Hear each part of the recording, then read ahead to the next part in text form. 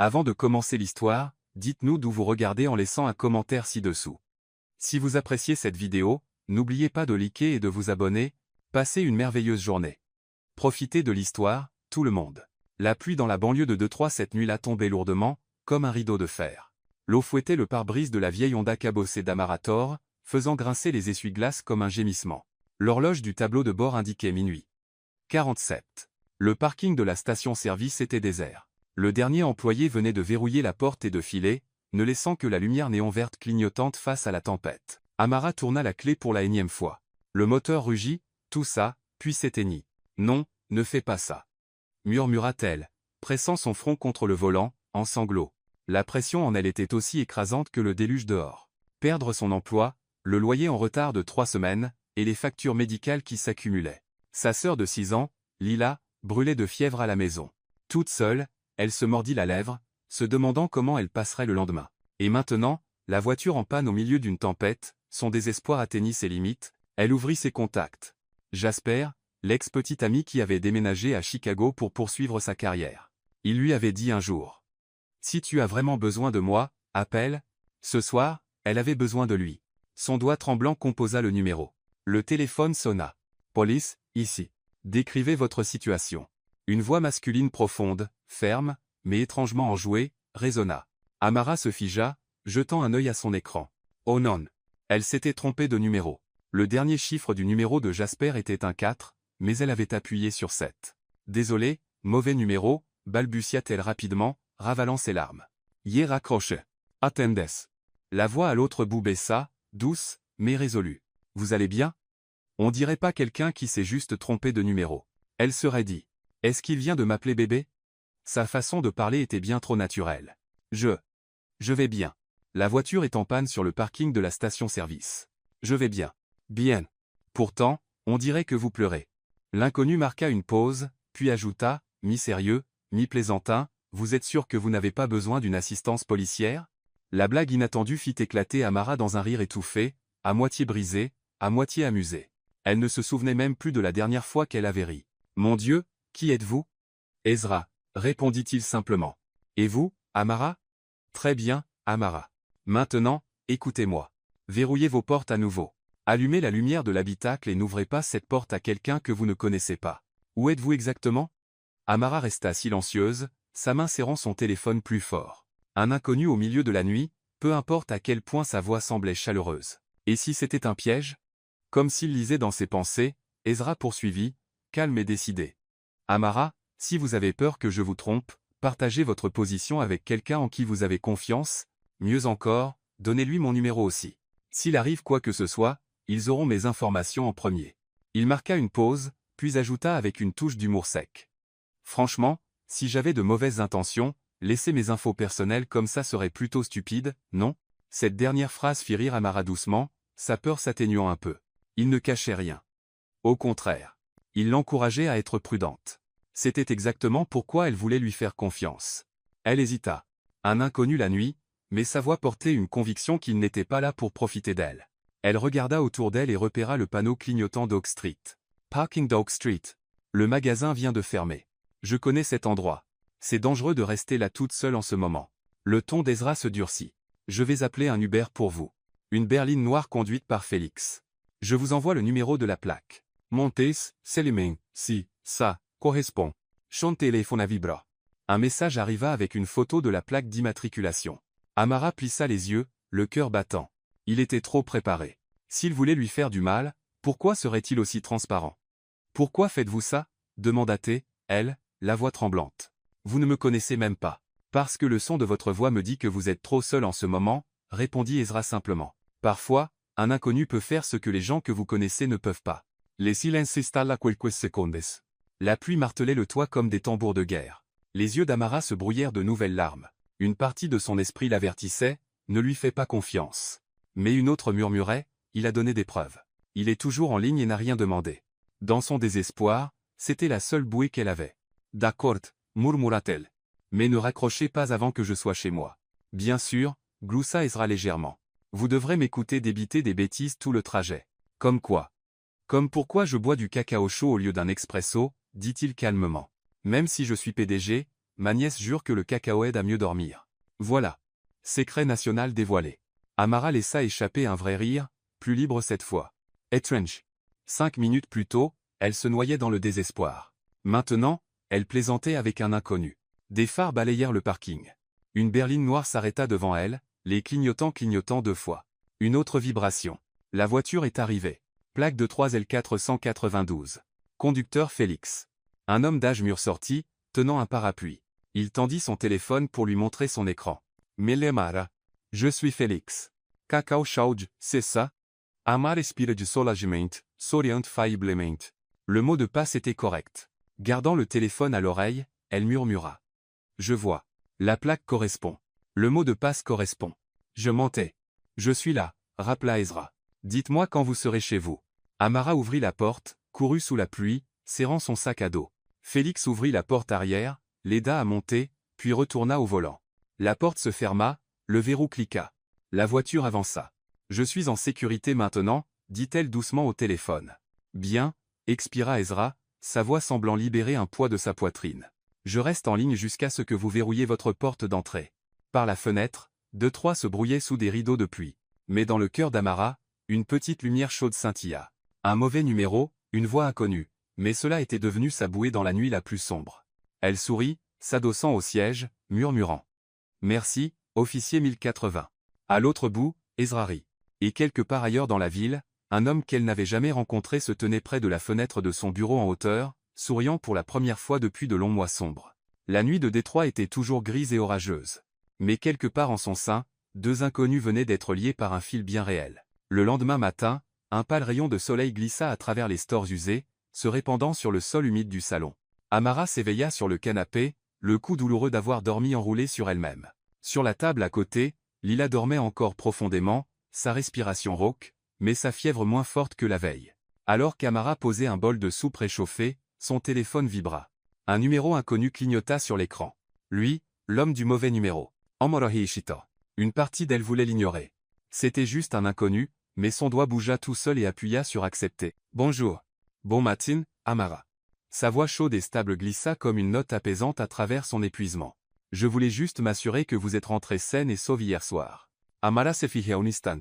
L'attention d'un inconnu fit bondir son cœur, mais elle garda ses défenses. Je suis rentrée. Tout va bien. Vous n'aviez pas à appeler. Je sais que je n'avais pas à le faire, mais je le voulais, répondit Ezra calmement, comme si c'était la chose la plus naturelle au monde. D'ailleurs, vous me devez toujours une tasse de cacao chaud. Amara laissa échapper un petit rire, le premier depuis des jours après rien d'autre que des soupirs. Les jours suivants, l'appel erroné ne s'arrêta pas. Le lundi soir, le téléphone vibra à nouveau. Amara fixa l'écran, hésita, puis répondit « Qu'est-ce que vous faites ?» La voix d'Ezra portait cette rauque fatigue d'un homme à la fin d'une longue journée, vérifier les ordonnances de Lila. Amara soupira, posant son menton sur sa main. Titre officiel. Grande sœur, infirmière à temps partiel, et pire cuisinière de soupe de Détroit. Impressionnant, gloussa-t-il. Si c'était la hotline 1080, je devrais facturer un supplément pour le forfait multifonction. On dirait un employé de centre d'appel, taquina Amara. Bonjour, client estimé. Veuillez patienter pour le prochain agent disponible. Exactement. Mais ça vous coûtera dos, la minute. Vous feriez mieux d'avoir l'argent prêt ou je vous coupe. Oh, donc vous êtes un escroc. Elle rit à haute voix cette fois, le son clair résonnant dans le petit appartement. Depuis la chambre, Lila jeta un coup d'œil, surprise. Cela faisait longtemps que sa sœur n'avait pas semblé aussi heureuse. Les appels devinrent une habitude. Au début, Amara se disait juste quelques mots, puis raccrochait. Mais chaque fois, les minutes s'étiraient en 1 heure, puis 2, puis 3, ils échangeaient des fragments de leur vie ordinaire. Amara admit qu'elle avait rêvé de terminer un diplôme en commerce et de décrocher un bon emploi, mais la survie et les soins pour Lila l'avaient éloignée.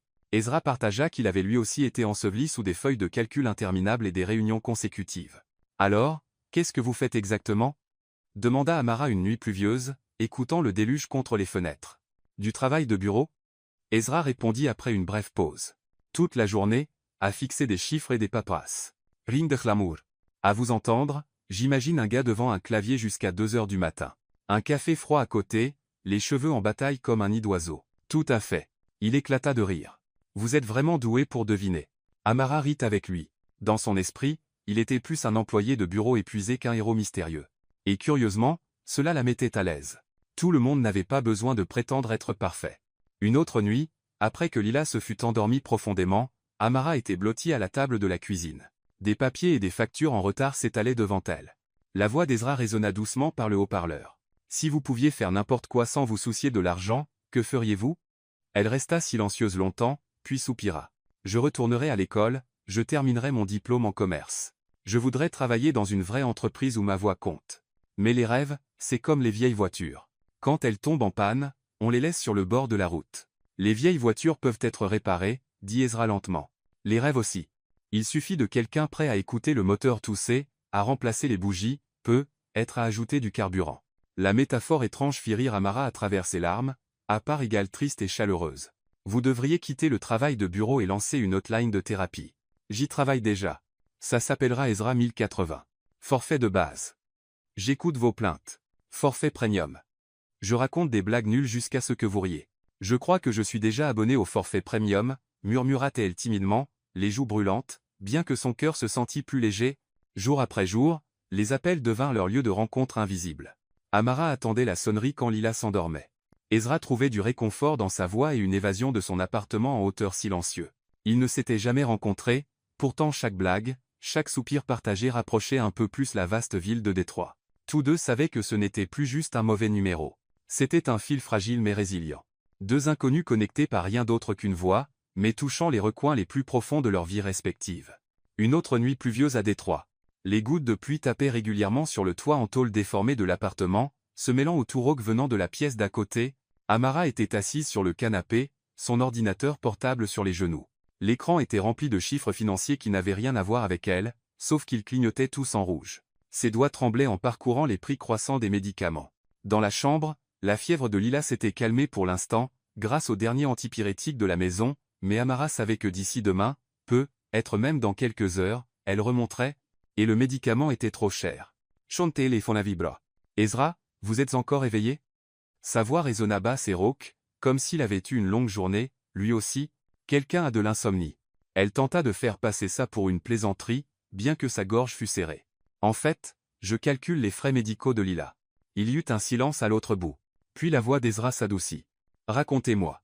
Amara se mordit la lèvre. Depuis qu'elle avait rencontré cet inconnu par une voix, elle avait déjà partagé plus qu'elle n'aurait jamais cru.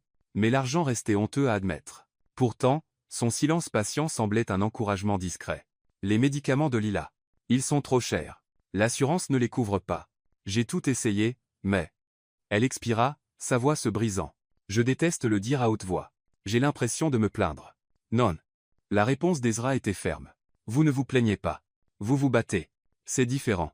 Les mots firent piquer les yeux d'Amara. Personne n'avait qualifié ses efforts de combat depuis très longtemps. Le lendemain, Amara emmena Lila à la clinique Hope, un endroit modeste du quartier qui facturait encore des frais élevés pour les patients non assurés. Elle se prépara à argumenter, supplier, plaider pour un plan de paiement. Mais le médecin qui les reçut était un homme d'âge moyen aux cheveux poivre et sel et au sourire doux. « Bonjour, vous devez être Lila. Il se pencha gentiment. On m'a parlé de votre cas. Ne vous inquiétez pas, nous nous occuperons de tout. Parlez ?» Amara cligna des yeux. « Mais je n'ai rien enregistré.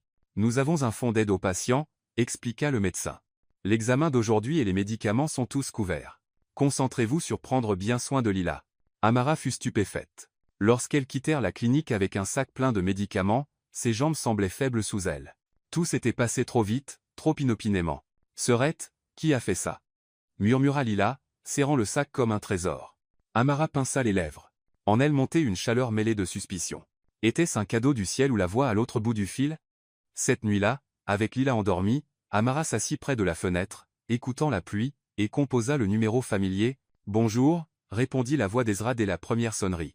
Je ne sais pas qui remercier, mais aujourd'hui Lila a eu un bilan complet et tous ses médicaments, ils ont dit que c'était couvert par un fonds de soutien aux patients. C'était vous? Ezra resta silencieux un long moment. Amara pouvait entendre la tension de son souffle à travers le haut-parleur. Amara, si vous voulez croire que c'était le ciel, je ne vais pas discuter. Son ton était doux. Tant que Lila va mieux, ça me suffit. Des larmes glissèrent sur les joues d'Amara.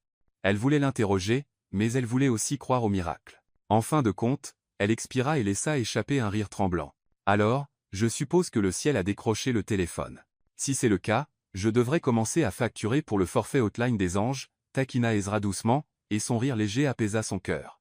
2 jours plus tard, un livreur frappa à leur porte. Quand Amara ouvrit, elle trouva une petite boîte enveloppée de papier craft. Pas de nom d'expéditeur, juste une note. Pour la fille du mauvais numéro.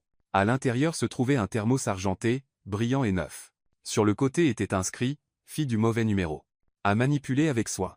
Amara éclata de rire, le son emplissant tout l'appartement. Lila accourut de sa chambre, les yeux écarquillés de joie. « Qui te l'a donné ?»« Aucune idée, » répondit Amara, les joues rosies. « Mais je dirais quelqu'un avec beaucoup trop de temps libre. » Elle ouvrit le couvercle. L'odeur sucrée de cacao frais montait encore chaude de l'intérieur. Un petit bout de papier était scotché sous le capuchon, buvez le temps qu'il est chaud. Et Amara rit jusqu'à ce que des larmes coulent de ses yeux. Pour la première fois depuis des mois, son cœur se sentait plus léger que l'air. Cette nuit-là, elle appela Ezra, sa voix encore rayonnante de rire. Et, Hotline 1080. Vous venez de lancer un nouveau service? Livraison de thermos à domicile? Gestia. Forfait, premium. Un thermos personnalisé rempli de cacao. Tarif d'appel de 5 $ la minute. Mon Dieu, les tarifs grimpent vite. Elle se mordit la lèvre pour cacher un autre gloussement. Je devrais appeler la police pour fraude. Allez-y. N'oubliez juste pas. Renvoyez le thermos. Hors de question. Amara serra les thermos fortes.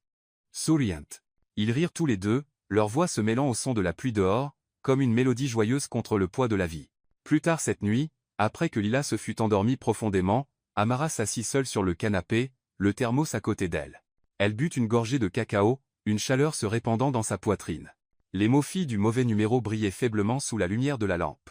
Elle ne savait pas vraiment qui était Ezra, comment il vivait, ou ce qu'il faisait pour vivre. Mais au milieu de ces journées épuisantes, sa voix autrefois étrangère était devenue un réconfort constant. Et ce petit cadeau idiot, aussi modeste soit-il, lui donnait le sentiment qu'elle n'était plus seule dans la lutte. Amara appuya sa tête contre le coussin et murmura, « Peu, être que les anges n'ont pas d'ailes. Peu, être qu'ils ont juste des voix chaleureuses et des blagues nulles. » De l'autre côté de la ville, Ezra posa son téléphone sur une table en verre, regardant la tempête.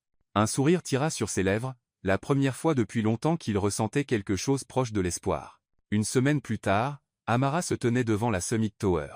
Le soleil matinal se reflétant sur ses immenses murs de verre, la fit cligner des yeux. Ce n'était pas juste un immeuble de bureau.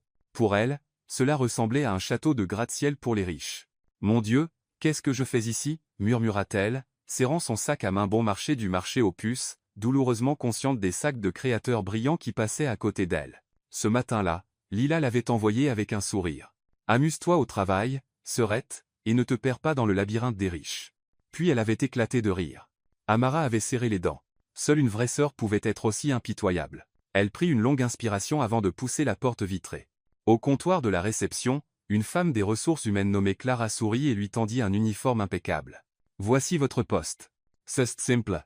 Accueillez les invités, répondez aux appels, donnez des indications. Ne vous inquiétez pas, vous prendrez vite le coup. » Amara hocha la tête, le cœur battant comme un tambour. Ce n'était pas juste un emploi. C'était une chance. Sa première vraie chance après des mois de chômage et de dettes. Presque sans y penser, elle sortit son téléphone et tapa un message rapide à son inconnu familier. « Souhaitez-moi bonne chance pour mon nouveau travail. Attendez, en fait, je suppose que je me le souhaite à moi-même. » Elle envoya et rougit immédiatement. Pourquoi partageait-elle cela avec quelqu'un qu'elle n'avait jamais rencontré?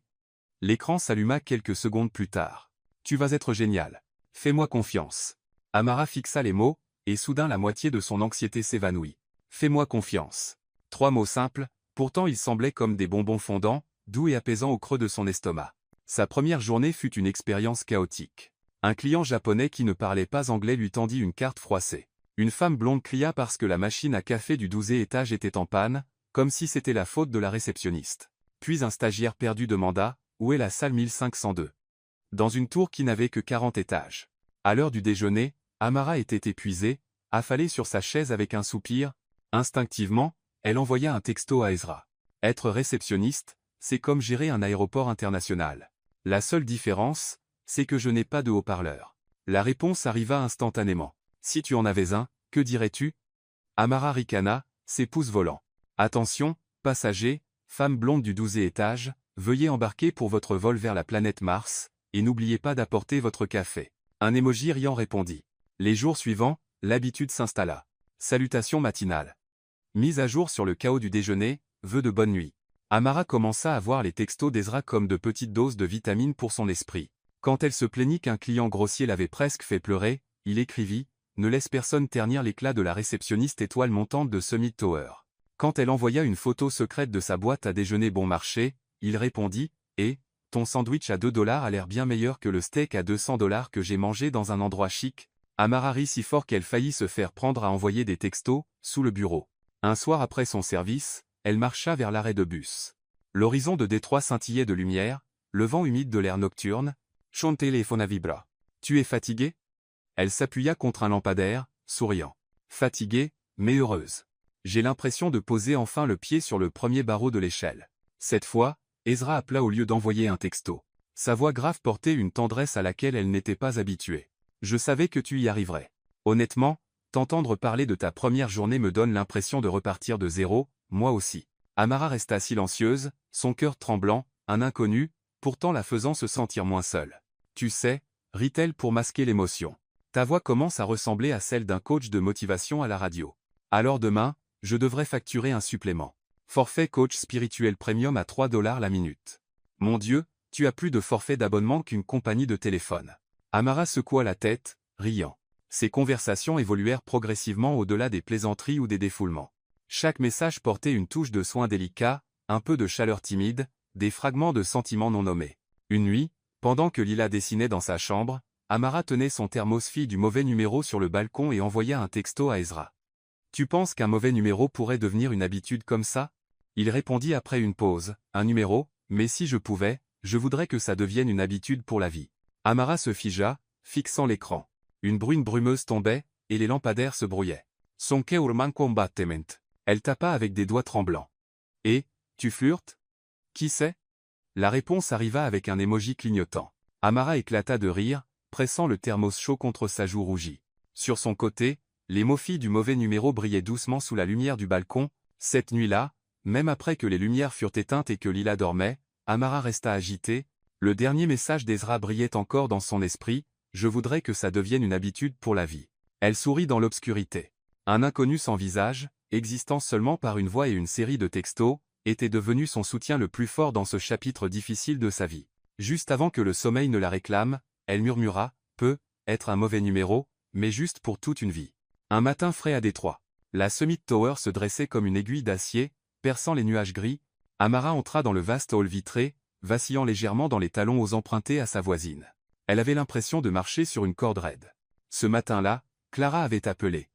Réunion du conseil aujourd'hui. Beaucoup d'invités importants. Soyez prête à les accueillir. Amara avait failli laisser tomber son badge de personnel sous le coup de la panique. Ok, restez calme. Tu es la réceptionniste. La déesse de la réception, murmura-t-elle à elle-même, insufflant du courage dans sa poitrine. À 9 heures précises, les portes de l'ascenseur s'ouvrirent. Un groupe de personnes en sortit, costumes impeccables et chaussures cirées. Au milieu d'eux se tenait un homme grand aux épaules larges, et aux cheveux noirs soigneusement coiffés. Sa démarche était calme, mais son regard perçant fit taire tout le hall. Amara baissa la tête en une révérence polie et se tourna pour retourner à son bureau. Quand cette voix. Le dossier de Lee sera reporté à la semaine prochaine, et je veux le rapport matinal avant 10 à 7 heures. Le cœur d'Amara bondit violemment. Cette voix, trop familière, trop proche. Elle leva les yeux. L'homme s'arrêta, se tourna, et leurs regards se croisèrent. Une seconde, 2, 3. Le monde se figea. Sa bouche s'ouvrit. C'était lui. Ezra, l'homme qui lui avait parlé nuit après nuit. Celui qui lui avait envoyé le thermos fille du mauvais numéro. Sauf que le badge épinglé à la poche de son costume indiquait clairement. Ezra Cole, PDG, Amara Reculantituant, la Poitrineo Lureus. Donc, tout n'avait été qu'un mensonge. Elle pensait avoir partagé ses confidences avec un employé de bureau ordinaire, mais en réalité, c'était le PDG de la tour lui-même, un homme qui pouvait acheter le monde sans ciller. Amara? La voix d'Ezra se brisa. Son expression était celle d'une surprise stupéfaite. Vous, c'est vous. Sa voix tremblait. Vous êtes Ezra Cole. PDG Ezra Cole. Son assistant haussa un sourcil, regardant entre eux. L'air dans le hall se tendit comme une corde d'arc. Amara secoua la tête, mélange de colère et d'humiliation. Donc, tout ce temps, vous m'avez caché la vérité. Vous m'avez écouté parler de dettes, de médicaments, de mes larmes, pendant que vous étiez là, au dernier étage de cette tour avec un empire entre vos mains. Ce n'était pas comme ça. Ezra fit un pas en avant, mais elle recula. Alors quoi? Un passe-temps? Discuter avec une fille désespérée qui a composé le mauvais numéro pour tuer votre ennui? Amara força un rire amer, bien que ses lèvres tremblaient, les yeux d'Ezra piquaient. Il ouvrit la bouche, mais dans sa colère, Amara lâcha. Je suppose que j'étais assez stupide pour faire confiance à M. Mauvais numéro. Tout le hall devint silencieux. Puis des dizaines de regards se tournèrent vers elle. L'assistant d'Ezra se figea, puis se pencha sur son iPad, les épaules secouées alors qu'il essayait de ne pas rire, s'étouffant presque. Le visage d'Ezra pâlit, bien que le coin de sa bouche tressaillit comme s'il ne savait pas s'il devait rire ou courir après elle. Amara, s'il vous plaît, écoutez-moi. Sa voix était désespérée, mais le visage d'Amara brûlait de honte. Mon Dieu, tout le bâtiment va probablement m'appeler la réceptionniste Miss Mauvais Numéro désormais. Sans réfléchir, elle se précipita derrière le bureau et attrapa son sac. J'ai besoin d'air. Ezra avança, mais elle s'élança, filant à travers les portes vitrées tournantes comme un écureuil échappant à un piège, les talons empruntés claquaient contre le sol de marbre, manquant de la faire trébucher. Mais elle n'osa pas regarder en arrière. Derrière elle, Ezra resta figé, le cœur en chaos. Lui, qui pouvait commander des centaines d'employés et signer des contrats de milliards de dollars sans hésiter, était maintenant cloué sur place comme un idiot abandonné. Son assistant parla prudemment. Monsieur M. Mauvais numéro. Ezra pressa une main sur son front et laissa échapper un rire douloureux. Tais-toi ou je vais officiellement changer ton titre en M. Fouineur. Amara déboula dans la rue. Le vent froid lui fouetta le visage, les larmes coulant jusqu'à ce qu'elle ne puisse plus distinguer où finissait la pluie et où commençait son humiliation. Elle se sentait totalement idiote d'avoir ouvert son cœur à un homme qui avait caché son identité tout ce temps. Un inconnu à travers une voix. Non, c'était un magnat financier, et elle n'était rien d'autre qu'un amusement passager. Elle serra le thermos fille du mauvais numéro dans son sac, soudain lourd comme une pierre. À l'intérieur de la tour, Ezra se tenait à la fenêtre, les yeux fixés sur sa petite silhouette, disparaissant dans la foule pressée de la ville. Et pour la première fois, il ressentit quelque chose qu'il n'avait jamais ressenti en salle de réunion. Qu'un contrat pouvait attendre, mais qu'une femme ne le pouvait pas. Il murmura pour lui-même un serment plus que des mots. Amara, je te ferai comprendre. Je n'ai jamais, pas une seconde, joué avec toi. Amara n'avait jamais éteint son téléphone, autant de fois en une journée. Du matin au soir, l'écran s'allumait encore et encore avec le nom d'Ezra, mais elle refusait obstinément de répondre. Son cœur battait à chaque fois, pourtant son esprit criait « Non ». Il t'a dupé, Amara Torse. Ne sois pas si facile. Le troisième jour, quand sa boîte de réception professionnelle vibra avec un nouvel email, elle faillit renverser son café sur le clavier d'Ezra Cole. Objet, concernant les procédures d'accueil des invités et quelques autres choses. Amara déglutit fort, le pouls accéléré. Elle ouvrit, les yeux parcourant rapidement. Amara, tout d'abord, merci d'avoir si bien géré l'accueil des invités la semaine dernière. Plusieurs partenaires ont donné des retours très positifs sur votre amabilité intacte. Aussi, je voudrais vous rappeler de ne pas oublier de déjeuner à l'heure. Sauter des repas pourrait affecter vos performances au travail. C'est un conseil purement professionnel des RH. Aucun sens personnel attaché. En fait, c'est un mensonge. C'est personnel. Sincèrement, Ezra Cole. Amara éclata de rire, puis fronça immédiatement les sourcils. Mon Dieu, quel genre de PDG écrit un email qui ressemble à une note d'amour maladroite? Murmura-t-elle, bien que ses joues rougissent. Ce soir-là, Lila posa son menton dans ses mains, regardant sa sœur rire seule devant l'écran. Et, tu es fâché contre ton petit ami pas encore officiel? Amara s'étouffa. Ne dis pas n'importe quoi. C'est un PDG, et je ne suis qu'une modeste réceptionniste. Et alors? Lila haussa les épaules. Il tient toujours à toi. Je le vois clairement. Tu es à la fois fâché et tu lui manques. Tu éteins ton téléphone et tu boudes, mais un email te fait sourire. Tu penses que je suis aveugle? Amara lui lança un coussin. Lila éclata de rire, roulant sur le canapé. Mais quand la porte de la chambre se ferma, Amara resta silencieuse, ses doigts effleurant les mots. N'oubliez pas de déjeuner. Son cœur s'adoucit, aussi en colère qu'elle fut. Elle lui manquait quand même. Pendant ce temps, à travers Détroit, une voiture de ville noire élégante roulait sur les rues pavées. Félix tenait le volant fermement. À l'arrière, Ezra était assis silencieusement, les yeux fixés sur l'écran rempli d'appels sans réponse. Félix s'éclaircit la gorge. Toujours pas de réponse. M. Co. Ezra Sados. Inspirant. Tu sais ce qui est le pire, Félix? Je peux négocier avec les requins les plus durs de Wall Street, mais je ne peux pas convaincre une femme que je pense ce que je dis. Félix sourit faiblement, gardant les yeux sur la route. En fait, c'est la beauté de la chose. Vous êtes habitué à ce que les gens soient attirés par votre argent et votre pouvoir en premier. Mais cette fille, tout ce qu'elle a vu, c'était une voix. Ezra hocha lentement la tête. Exactement. Avec elle, Je n'étais pas un PDG. J'étais juste M. Mauvais numéro. Et je ne me suis jamais senti plus moi-même. Félix Glossado Seming. Si vous voulez, je pourrais la récupérer par hasard une autre nuit pluvieuse. Ezra laissa échapper un rire impuissant. Non. Laisse-la choisir. Je veux qu'Amara croie que peu importe qui je suis, ce que je ressens pour elle est réel. Dans le rétroviseur, Félix aperçut une rare vision, son patron, souriant faiblement, mais avec une inquiétude voilant les yeux de l'homme le plus puissant de la ville. Cette nuit-là, Amara se tournait et se retournait dans son lit. Son téléphone reposait juste à côté de son oreiller, son écran noir et silencieux. Elle était en colère mais agitée. Les mots de Lila de tout à l'heure tournaient dans son esprit, ton petit ami pas encore officiel. Elle murmura dans l'obscurité. M, mauvais numéro. Tu m'as complètement bouleversé. De l'autre côté de la ville, Ezra était assis seul dans son penthouse froid, la lumière jaune de la lampe étirant son ombre sur le mur. Il ouvrit son ordinateur portable, le curseur clignotant sur un email vierge. Lentement, il tapa.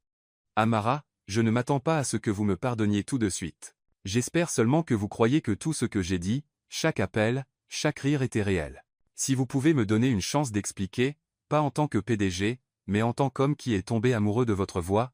Il resta longtemps à fixer les mots. En fin de compte, il ne l'envoya pas. Au lieu de cela, il tapa un court message.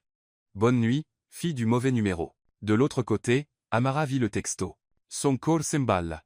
Elle fit la moue, à moitié agacée, mais incapable de s'empêcher de sourire. L'après-midi de Détroit scintillait sous le soleil, mais l'estomac d'Amara se nouait. Dans ses mains reposait une épaisse carte d'invitation, ornée de lettres dorées. Gala de charité de la Fondation Summit. Expéditeur, Ezra Cole. Elle avait hésité pendant 3 jours. Si elle y allait, elle risquait de devenir une risée.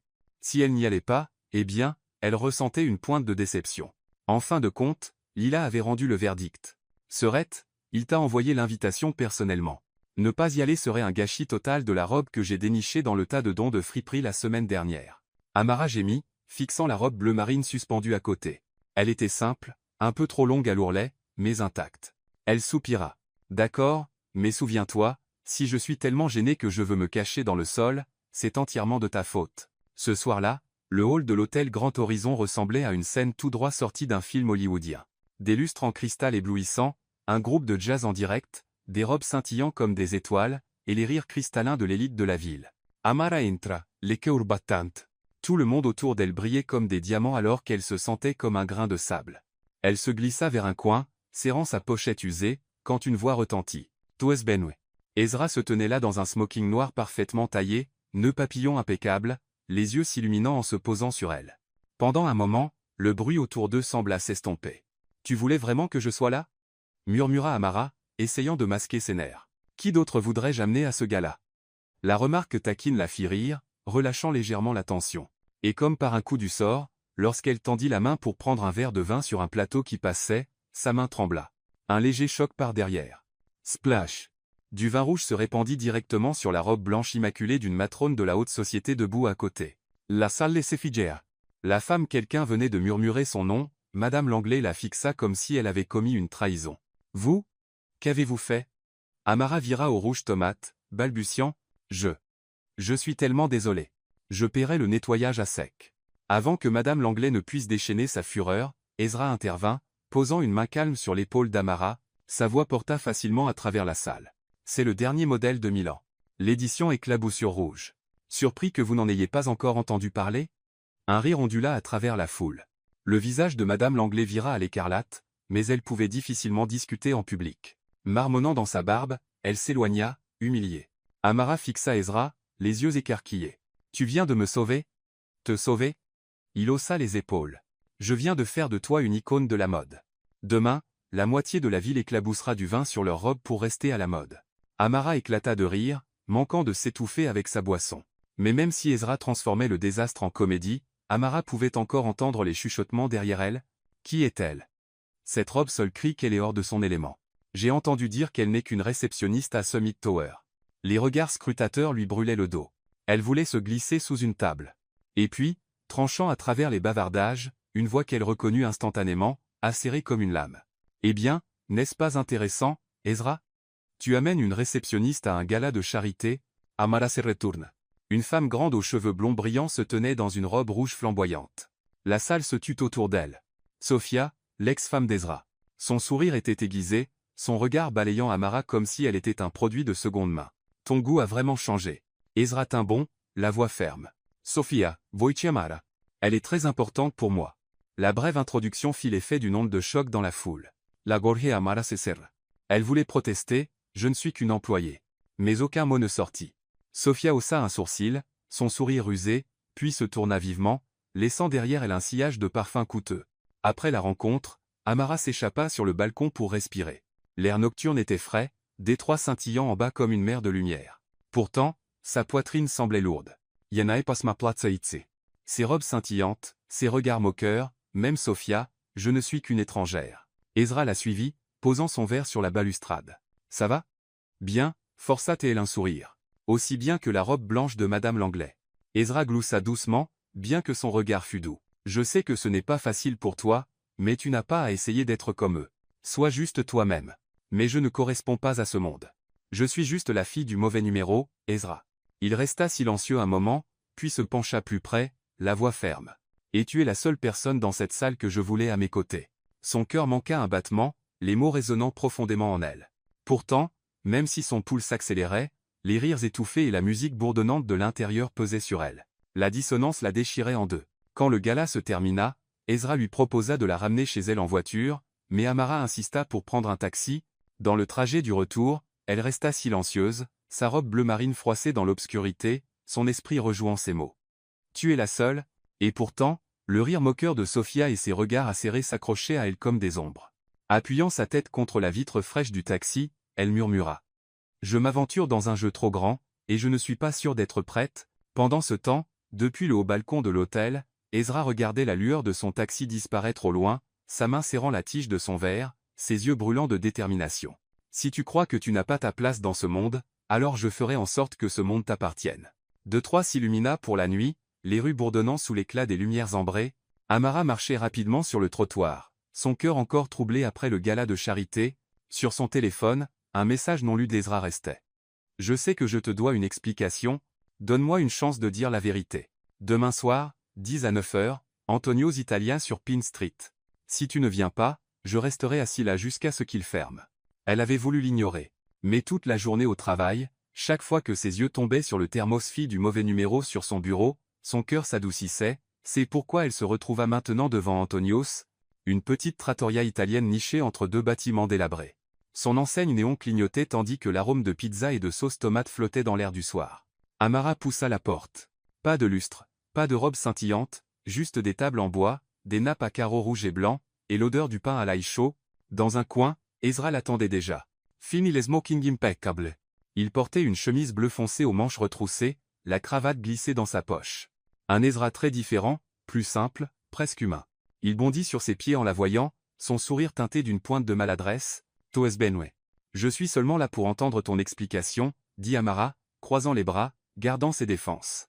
Et je te dirai tout, dit Ezra, faisant signe au serveur. Mais d'abord, commandons une pizza. Si nous allons partager des secrets, autant avoir du fromage et du vin comme témoins. La phrase était assez ludique pour tirer un coin de ses lèvres vers le haut, bien qu'elle se forçât rapidement à redevenir sérieuse. Avec le vin rouge scintillant à la lueur des bougies, Ezra prit une profonde inspiration et commença, tu sais, les gens me regardent et voient un PDG, quelqu'un qui a plus qu'il n'en aura jamais besoin. Mais la vérité, c'est que j'ai commencé avec rien. Mon père est parti quand j'avais 8 ans. Ma mère travaillait comme femme de ménage, nettoyant des maisons pour que je puisse aller à l'école. Amara resta silencieuse, les yeux écarquillés. J'ai fait des jobs de plongeur, garer des voitures, livrer des journaux. Parfois, je n'avais que de quoi acheter un morceau de pain sec. Ma mère me disait toujours. Garde juste ta bonté. Tout le reste suivra son chemin. Il marqua une pause, baissant le regard. Elle est décédée il y a 3 ans. 15. J'avais l'argent pour les meilleurs hôpitaux, mais je n'ai pas pu la sauver. La Gorge Amara Cesar. Elle se voyait reflétée dans son histoire. Une grande sœur luttant pour garder son frère ou sa sœur en vie avec des médicaments. Doucement, elle dit, je comprends. Mes parents sont morts dans un accident, il y a 3 ans. Depuis, j'ai dû travailler, étudier et élever Lila toute seule. Être que nous savons tous les deux ce que c'est de perdre le seul ancrage que nous avions. Leurs regards se croisèrent, la tristesse et la reconnaissance se mêlant dans l'espace silencieux entre eux. Ezra but une gorgée de vin, puis continua. Quand l'entreprise a décollé, j'ai cru que j'avais tout. J'ai épousé Sofia, mais c'était la plus grosse erreur de ma vie. Elle aimait l'image du PDG à succès, les galas, les couvertures de magazines, mais elle ne s'est jamais souciée de savoir qui j'étais vraiment. Sa main se resserra sur le verre. Quand ma mère était malade, j'ai passé la plupart de mon temps à l'hôpital. Sofia s'est sentie abandonnée. Elle a demandé le divorce. La presse m'a dépeint comme un homme incapable d'aimer. Mais la vérité, c'est que je n'avais jamais aimé la bonne personne. Amara baissa le regard. Ces mots ne ressemblaient pas aux excuses d'un homme riche. Ils étaient bruts, même maladroits. Le PDG froid des magazines semblait maintenant plus comme un homme confessant ses échecs à une fille simple de l'autre côté de la table. Elle laissa échapper un petit rire, à moitié amé, à moitié chaleureux. C'est drôle, je pensais que tu étais juste un homme riche jouant avec ma misère pour t'amuser. Il s'avère que tu as lutté, perdu, et été seul, toi aussi. Ezra hocha la tête, ses yeux sincères. Oui. Et depuis la nuit où tu as composé le mauvais numéro, tu as brisé cette solitude. Tu n'as pas vu le PDG Cole. Tu as juste entendu une voix, et je ne pouvais pas supporter de perdre ça. L'air entre eux s'adoucit. Le serveur arriva avec une pizza fumante, le fromage bouillonnant doré. Amara prit sa fourchette, mais Ezra sourit. Fourchette et couteau pour une pizza? Allez. C'est un resto italien familial, fille du mauvais numéro. Elle rit, déchirant une part avec ses mains. Pour la première fois depuis des semaines, elle se sentait à l'aise, comme si elle partageait un dîner avec un ami, pas un puissant exécutif. La pizza disparut lentement alors qu'ils échangeaient des histoires, des livres préférés, des souvenirs d'enfance gênants. Amara confessa qu'elle avait vendu des cookies pour une collecte de fonds scolaires, mais en avait mangé la moitié elle-même. Ezra s'esclaffa presque, admettant qu'à 16 ans, il avait falsifié la signature de sa mère juste pour obtenir un travail à temps partiel. Enfin, il ne restait qu'une part, petite et gluante de fromage. Tous deux tendirent la main en même temps. « C'est à moi !» cria Amara. « Non, à moi. Privilège de PDG. » La dernière part, taquina Ezra. PDG gourmand. Retail, tirant vers elle. Il tint bon, tirant en arrière, leurs regards verrouillés, des sourires tirant sur leurs lèvres. Et puis, aucun ne sut vraiment quand cela arriva, mais la pizza fut oubliée. L'espace entre eux se referma. Leurs lèvres se frôlèrent légèrement, puis s'approfondirent en un baiser. Le léger goût de tomate et de fromage, maladroit mais chaleureux. Amara se recula, les joues en feu. On vient de s'embrasser pour une part de pizza? Ezra gloussa doucement, les yeux brillants. Alors se remercie la pizza. Elle est plus intelligente que moi. Ils éclatèrent tous les deux de rire, leur rire se mêlant à la musique italienne éraillée jouant sur la vieille radio dans le coin. Quand ils quittèrent Antonio, les réverbères de Détroit projetaient des halos dorés sur les trottoirs luisants de pluie. Ezra la raccompagna à un taxi, tenant la porte ouverte, son regard s'attardant. « Je ne promets pas d'être parfait, mais je promets que tout ce que tu as vu ce soir, mon enfance, mes erreurs, mon chagrin, c'est le vrai moi. » Amara resta silencieuse, mais alors que le taxi s'éloignait, elle se retourna, murmurant « Merci d'avoir été honnête. » Ezra resta à regarder jusqu'à ce que la voiture disparaisse, l'espoir gonflant dans sa poitrine. Cette nuit-là, Amara était allongée dans son lit, serrant le thermos-fille du mauvais numéro, son cœur battant. Elle savait que les choses ne seraient pas simples. Que Sofia dans le monde de la haute société attendait toujours pour la juger. Mais ce baiser maladroit sur une part de pizza avait laissé sa marque. Pour la première fois depuis des années, elle s'autorisa à espérer quelque chose de différent. Et Ezra, seul dans son vaste penthouse, sourit doucement pour lui-même. Pour lui, ce baiser n'était pas juste une émotion passagère. C'était un serment silencieux. D'un mauvais numéro, il pouvait écrire toute une histoire juste. Lundi matin, dès qu'Amara entra dans la Summit Tower, elle sentit que quelque chose n'allait pas. Les collègues étaient regroupés autour de leur téléphone, chuchotant, la regardant avec un mélange de curiosité et de pitié. Clara, la responsable RH, se précipita, le visage tendu. « Amara, ne fais pas attention. Les tabloïds s'en prennent encore avec leurs gros titres minables. » Le cœur d'Amara battit fort. Elle arracha un journal du comptoir de la réception. Les lettres en gras criaient sur la couverture. La nouvelle petite amie du PDG Ezra Cole n'est qu'une réceptionniste qui a composé le mauvais numéro. Chercheuse d'or ou romance de contes de fées? En dessous, une photo floue, elle et Ezra sortant du restaurant italien Antonio's la semaine dernière, souriant comme des idiots. L'article ajoutait de l'huile sur le feu. Des sources affirment que cette pauvre fille exploite la pitié du PDG pour grimper dans une nouvelle vie. Une chaleur envahit le visage d'Amara. Ses mains tremblaient en froissant le papier. Chaque mot coupait son orgueil comme un couteau. Cet après-midi-là, elle était recroquevillée dans son petit appartement, serrant un coussin, regardant par la fenêtre brouillée par la pluie. L'article s'était déjà répandu en ligne. De vieilles connaissances lui envoyaient des textos, à moitié curieuses, à moitié critiques. Ils ont raison. Je n'ai pas ma place dans ce monde. Je ne suis qu'un divertissement. Elle se leva soudainement, attrapa une petite valise, et commença à y entasser des vêtements. La pensée jaillit, quitte le travail. Quitte Ezra. Quitte tout.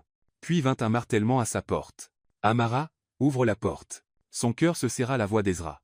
Vaten, créatela. Je ne veux plus te voir. Si tu n'ouvres pas cette porte, j'appelle un serrurier. Son ton était à moitié frustré, à moitié paniqué. Tu penses qu'un PDG ne le ferait pas vraiment? La porte s'ouvrit à la volée. Ezra se tenait là, essoufflé, les cheveux humides de pluie, un journal froissé à la main. Tu l'as lu? Il brandit le papier. Oui, et ils ont raison. Amara éclata, les yeux brillants. Je ne suis que la fille du mauvais numéro. Et toi, l'Eric Epidiji. Tout le monde pense que je t'utilise.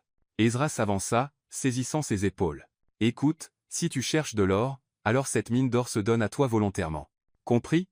Amara se figea, puis éclata, riant à travers ses larmes. Tu as une idée de à quel point ça sonne stupide? Stupide peut être, mais honnête. Ses yeux se verrouillèrent aux siens. Tu ne prends rien de moi. C'est moi qui ai besoin de toi. Elle se détourna, la voix brisée. Mais je suis épuisé. Épuisé par les regards, les commérages, même par Sophia. À ce nom, la mâchoire d'Ezra se crispa. Sophia ne signifie rien. Elle est seulement amère parce que, pour la première fois, je suis amoureux de quelqu'un de réel. Amara resta silencieuse, son cœur encore déchiré. Juste à ce moment, la porte de la chambre grinça. Lila passa la tête, les cheveux en désordre, des taches d'encre sur la joue. Vous pouvez arrêter avec le feuilleton de 20 heures dans le salon? Je ne peux pas étudier. Amara rougit intensément. Ezra s'éclaircit la gorge, reculant d'un pas. Lila croisa les bras, fusillant sa sœur du regard. As-tu oublié qui était là la nuit où ta voiture est tombée en panne à la station-service? Qui a appelé un Uber? Qui s'est inquiété pour mes médicaments? Est-ce que les tabloïds t'ont apporté de la soupe quand tu étais malade? Amara baissa la tête. Les murs autour de son cœur têtu commencèrent à s'effondrer. Lila se tourna vers Ezra. Et toi, si tu tiens vraiment à ma sœur, sois patient.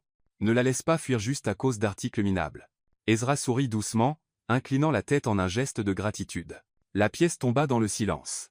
Enfin, Amara laissa tomber la valise de sa main. Savoix-va-t-il? Je ne sais pas si je peux supporter cette pression. Ezra s'avança, prenant doucement sa main. Alors laisse-moi la supporter avec toi. Seul, c'est épuisant, mais à deux, c'est différent. Fais-moi confiance. Ses yeux brillaient de détermination, rien à voir avec le PDG froid des couvertures de magazines, c'était l'homme qui était resté en ligne pendant des heures juste pour entendre ses soupirs. Amara laissa échapper un rire tremblant, des larmes glissant sur ses joues.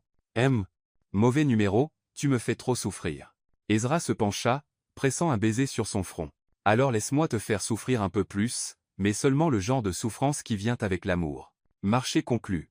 Elle rit à travers ses larmes, se sentant plus légère qu'elle ne l'avait été depuis des jours. Depuis la chambre, Lila cria, « Dites juste oui pour que je puisse dormir. » Tous deux éclatèrent de rire, la tension se fondant en chaleur. Cette nuit-là, en raccompagnant Ezra à la porte, Amara murmura, « Je suis encore en colère, mais je vais essayer de te faire confiance une fois de plus. » Ezra serra sa main, les yeux brillants. « Une fois de plus, c'est tout ce dont j'ai besoin. Je ferai en sorte que ce soit pour toujours. » Dehors, la pluie s'était arrêtée, laissant les rues scintiller de lumières éparses comme de minuscules fragments d'espoir ravivés dans leur cœur. La pluie tombait sur Détroit comme pour laver les troubles de la ville. Les rues brillaient comme des rivières de verre, et les réverbères jaunes s'étiraient en longues traînées floues sur le pavé mouillé. À un coin familier se dressait l'appartement délabré d'Amara et Lila, son toit en tôle claquant sous les gouttes battantes. Ezra se tenait sous le petit auvent, son parapluie noir depuis longtemps retourné par le vent. Sa chemise collait à ses épaules, trempée, la cravate pendant de travers. Il n'y avait rien du PDG poli en lui maintenant, seulement un homme avec une seule pensée en tête, Amara. Il frappa à la porte. « Amara, c'est moi. » À l'intérieur, Amara soulevait une casserole de soupe du feu pour Lila quand son cœur se serra au son de sa voix. Elle hésita, déchirée. Mais finalement, elle ouvrit la porte. « Qu'est-ce que tu fais ici ?» demanda-t-elle, les bras croisés, s'appuyant contre le chambranle, la voix teintée d'une légère froideur. La pluie dégoulinait du front d'Ezra alors qu'il reprenait son souffle. « Pour dire tout ce que je n'ai pas pu dire. Si tu veux toujours que je parte après ça, je partirai. » Amara fronça les sourcils, puis tourna le dos. « Entrez.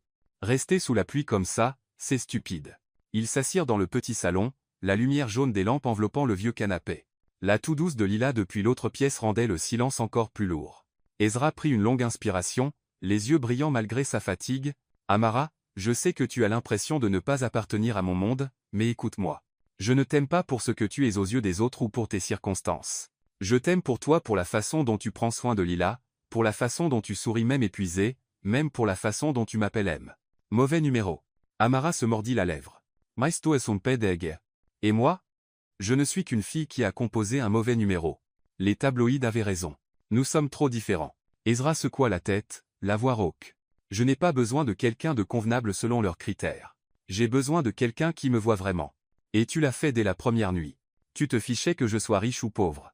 Tu as juste écouté, partagé, et ri. Je ne peux pas perdre ça à cause des gros titres. Elle resta immobile, son cœur s'adoucissante. La vérité dans ses yeux ne laissait place à aucun doute. Ce n'était pas juste des mots. Des larmes glissèrent sur les joues d'Amara. Sais-tu à quel point j'ai eu peur? Peur d'être une blague, peur que tu te lasses de moi, et que je reste avec seulement l'humiliation. Ezra tendit doucement la main vers ses mains tremblantes. Je ne peux pas promettre de faire taire le monde, mais je promets de te protéger chaque jour, chaque heure, pas par culpabilité, mais par amour, parce que je t'aime, Amaratos. Son cœur s'ouvrit grand. Elle leva les yeux, humides. Tu viens de dire que tu m'aimes? Oui. Ezra sourit, la voix tremblante comme s'il craignait le rejet. Pas le PDG Ezra Cole. Juste un homme si seul qu'il s'est accroché à un mauvais numéro. Et cet homme t'a aimé dès le premier instant où il t'a entendu rire à travers tes larmes.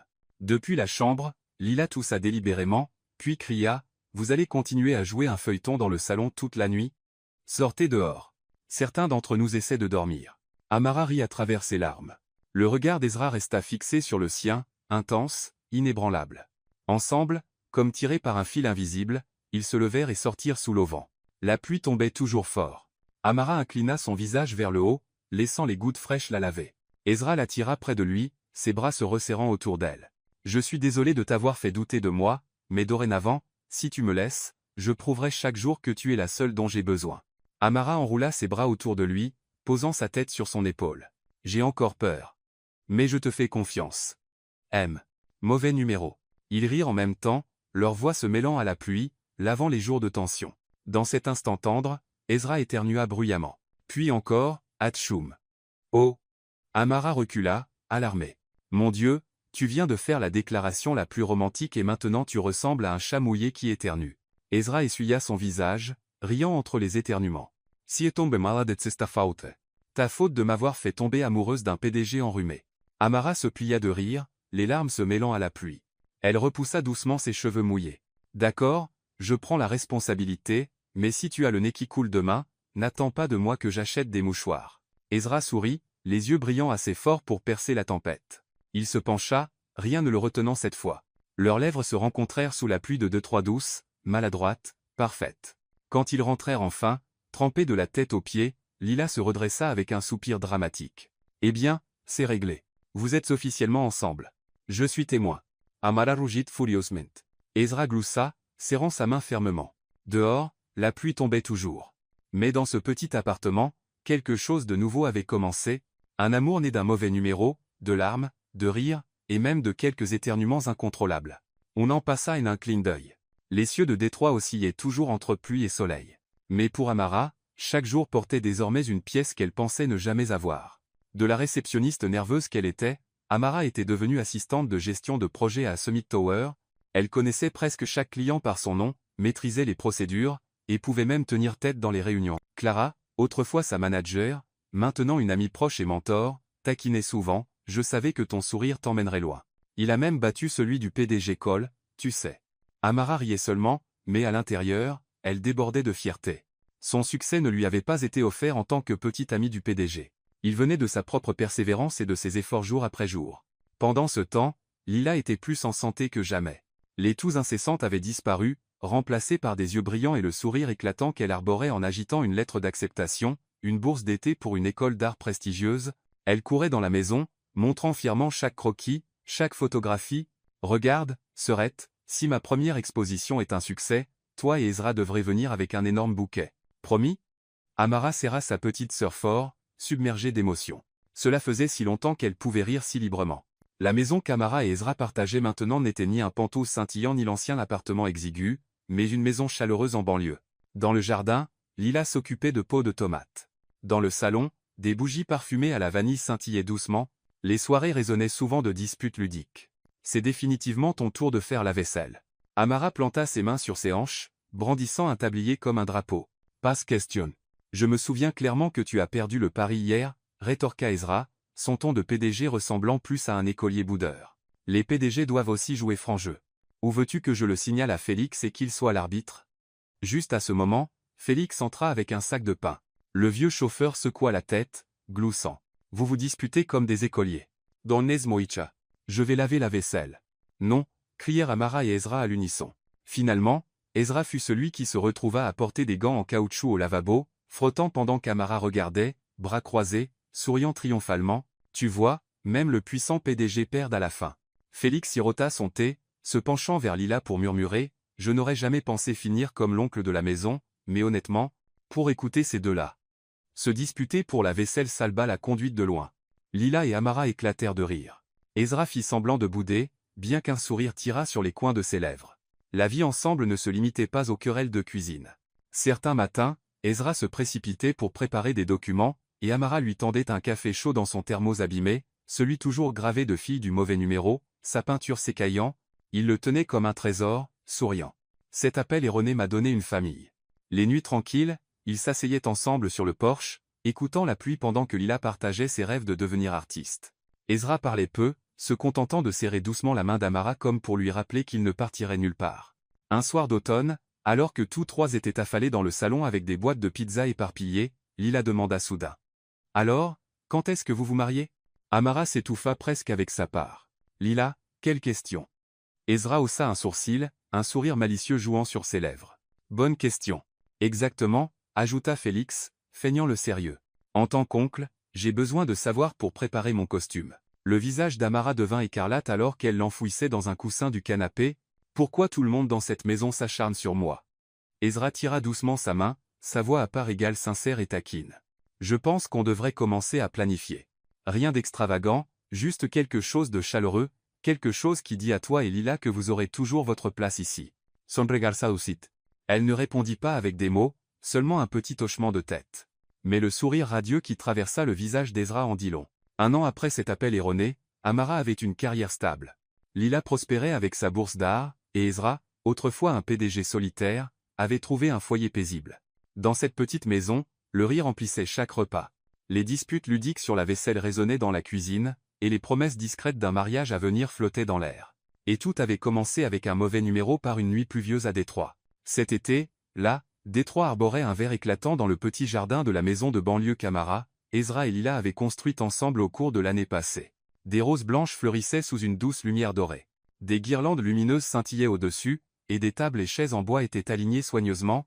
Ce n'était pas un grand mariage avec des centaines d'invités, mais une célébration chaleureuse et intime exactement ce dont Amara avait toujours rêvé. Seuls les gens qui les aimaient vraiment étaient présents. Félix, pour une fois sans son uniforme de chauffeur, avait plutôt fière allure en tant qu'officiant rétis de la journée.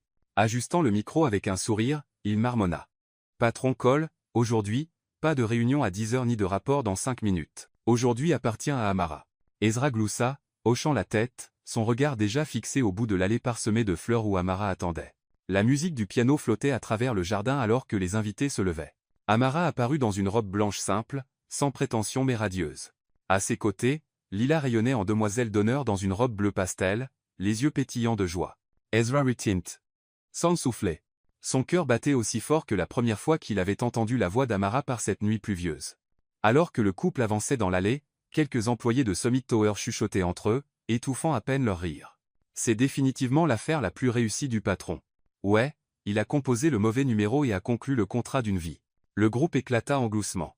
Ezra leur lança un regard d'avertissement moqueur, mais même lui ne pouvait cacher son sourire. Amara entendit, les joues rougissantes, mais elle rit aussi. Alors que la cérémonie touchait à sa fin, Lila s'avança et prit le micro. La foule se tut, regardant la jeune fille de 10 à 7 ans avec des yeux pleins d'attente. « Salut tout le monde, je suis Lila, la sœur de la mariée. J'ai juste quelques mots à dire aujourd'hui. » Elle s'éclaircit la gorge, provoquant des rires dans la foule. « S'il n'y avait pas eu ce mauvais numéro, ma sœur serait probablement encore célibataire, mangeant des nouilles instantanées dans notre petit appartement, oh, et me criant dessus pour avoir renversé de la peinture sur le sol. » Le jardin s'emplit de rires. Lila continua, sa voix s'adoucissant. « Mais à cause de ce mauvais numéro, nous avons Ezra.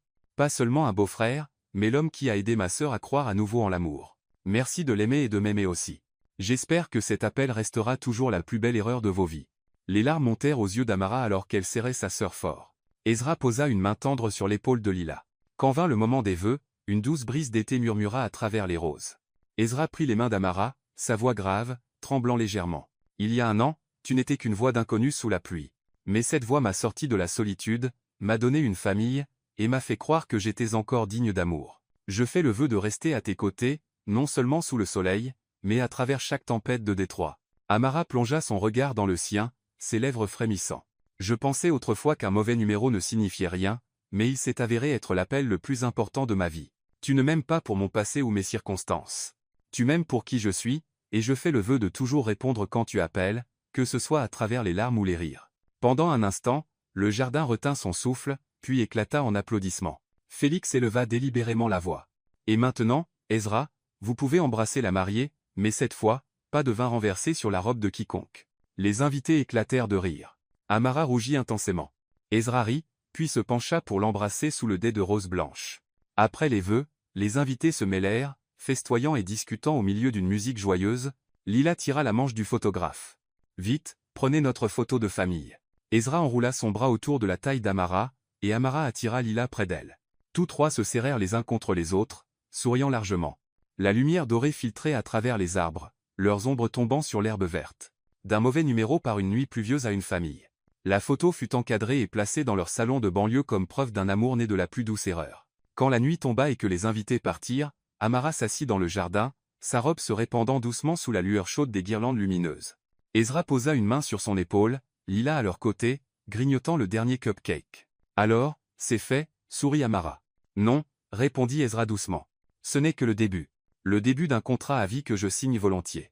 Pas de signature requise, juste ton sourire. » Amara rit. Lila leva les yeux au ciel avec un sourire. « Vous êtes beaucoup trop romantique, mais j'aime ça. » Ils rirent tous ensemble. Au-dessus d'eux, le ciel de Détroit scintillait d'étoiles, clair après la pluie. Et dans ce rire, une nouvelle famille fut écrite, née d'un mauvais numéro, scellée comme un amour pour la vie.